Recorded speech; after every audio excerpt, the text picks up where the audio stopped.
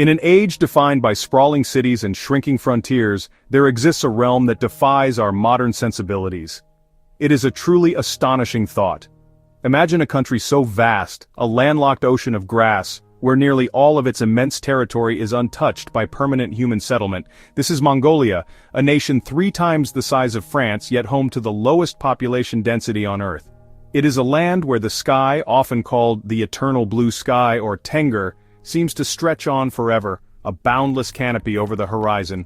And the earth beneath it remains profoundly wild, a realm shaped more by wind and weather than by the hand of man. The numbers are staggering. An incredible 99.7% of this nation is open space, grassland, forest, desert, and mountain.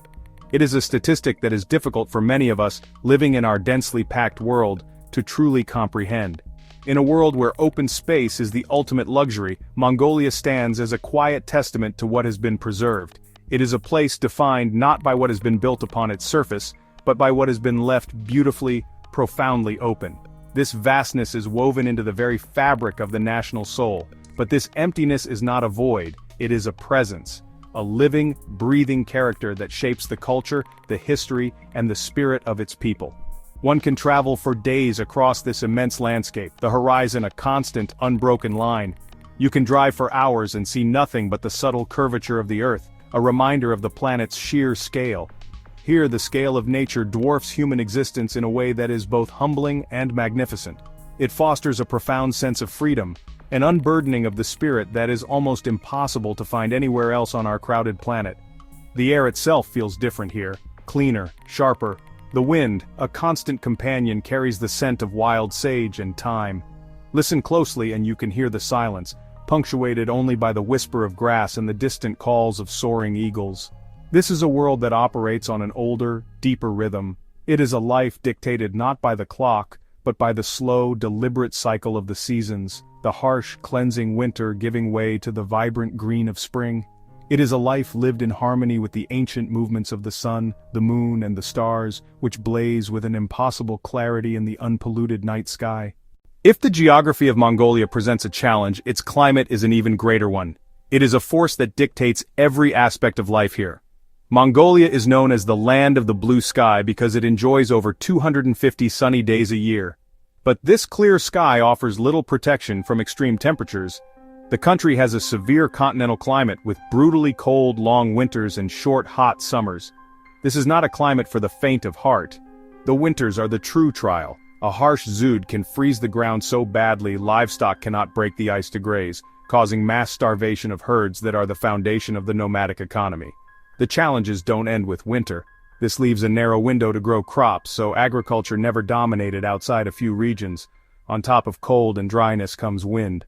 Faced with such a vast and challenging land, the people of Mongolia developed a truly remarkable solution. Instead of trying to conquer the land, they chose to move with it. For thousands of years, the dominant culture here has been one of pastoral nomadism.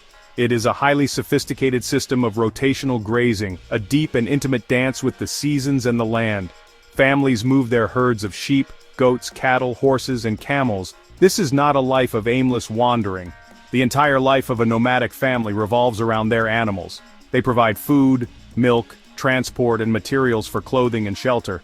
And most important of all, is the horse. A Mongolian without a horse is said to be like a bird without wings. The nomadic spirit of Mongolia is not just a practical adaptation, it is, deeply woven into the nation's history. The most famous chapter is the rise of Genghis Khan, or Chinggis Khan as he is known here. He harnessed their incredible mobility and equestrian skills to create a disciplined and, honestly, unstoppable army. The Mongol Empire at its height was the largest contiguous land empire in human history. Karakoram was more of an imperial camp than a sprawling metropolis. It fell under Qing influence and later became a Soviet satellite. Yet the nomadic way of life persisted. The Soviets tried to collectivize the herds and force settlement, but the cultural preference for a mobile life was difficult to erase. This legacy pushes the culture away from permanent settlement. In stark contrast to the vast emptiness is Mongolia's capital city, Ulaanbaatar. Its name, meaning Red Hero, is a relic of its 20th century socialist past. It is a place of dramatic contradictions, where ancient Buddhist monasteries sit in the shadow of Soviet-era blocks and shimmering glass towers. Home to nearly half of the country's entire population, it is a bustling, sprawling, and rapidly modernizing metropolis. Here you will find glass skyscrapers, trendy coffee shops, and traffic jams, just like in any other major city. It is an urban island, floating in the immense green ocean of the Mongolian steppe. In recent decades, a steady stream of nomadic families has been drawn here.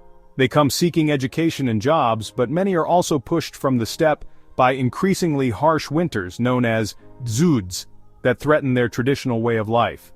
This has led to the creation of vast jur districts on the outskirts of the capital, where traditional life collides with urban reality, bringing both opportunity and immense challenges like severe winter air pollution. To understand the soul of nomadic Mongolia, one must step inside a jur. Known elsewhere as a yurt, it is a masterpiece of traditional engineering, perfected over centuries for a life on the move. Built from a collapsible wooden lattice frame and covered with thick felt layers from their own sheep's wool, it can be assembled or dismantled in just a few hours. The circular design is deeply symbolic, with no corners to divide the family. At its apex, the tuno or crown opens to the sky, serving as both a chimney and a celestial clock. Inside, space is strictly organized. The back, opposite the door, is the most honored place for elders. The west is the man's domain for his tools, the east is the woman's, for cooking. The central hearth is the sacred heart of the home, and hospitality is a sacred duty on the steppe.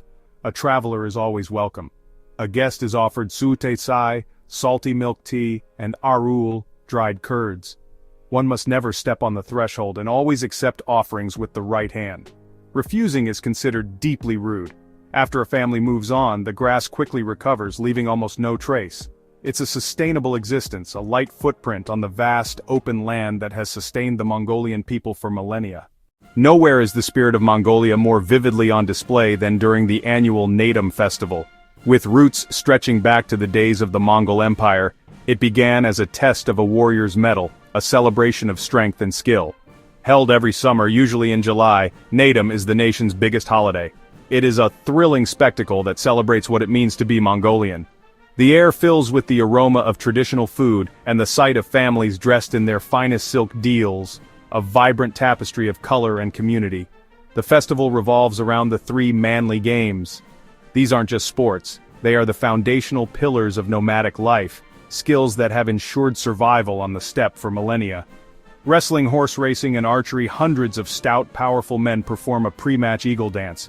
This ritual is more than imitation, it's a sacred display of respect for nature and a prayer for strength before the bout begins. The goal is to force your opponent to touch the ground with any part of his body other than his feet.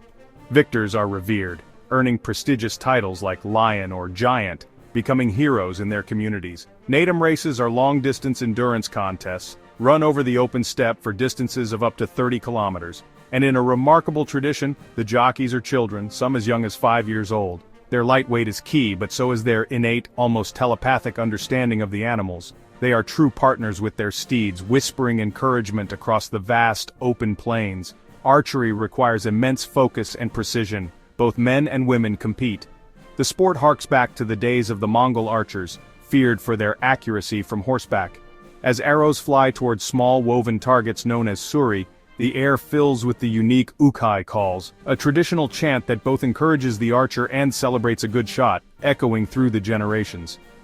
Naadam is more than just a competition, it is a community gathering, a family reunion, and a powerful expression of national identity. So we return to the quiet of the Great Mongolian Plains. We have seen how a formidable geography and a severe climate have set the stage. Together these forces have orchestrated the creation of the world's emptiest country. This emptiness is a precious and increasingly rare resource in our modern world. It is full of history, full of culture, and full of a wild, untamable spirit. The silence, the clarity of the night sky, the sheer unadulterated scale, these have a powerful effect on the human spirit. Of course, Mongolia is changing.